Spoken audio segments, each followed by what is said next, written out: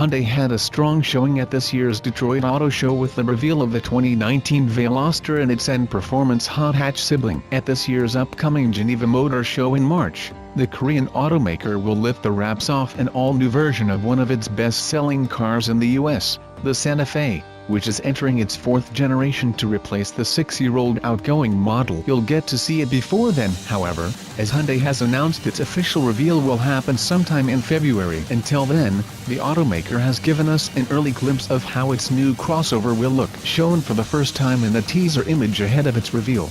The all-new Santa Fe will share design cues from other Hyundai models like the recently launched Kona, the latest Sonata, and the new Veloster, including slender Kona-esque headlights. It also features modified bumpers, LED lights and large fog lamps, while bold wheel arches and a roof spoiler give it presence. While the front isn't shown, it's probably safe to assume the fourth-generation Santa Fe will bear a more prominent version of the brand's signature cascading grille. Hyundai is also promising the new Santa Fe will feature a safety feature it's touting as an industry first. A rear occupant alert will monitor the rear seats to detect passengers and alerts the driver when they leave the car. The stylish SUV will also be equipped with a raft of other new safety tech, including an enhanced rear cross-traffic collision warning that warns the driver and automatically applies the brakes, thus reducing the risk of accidents when reversing in narrow areas with limited visibility.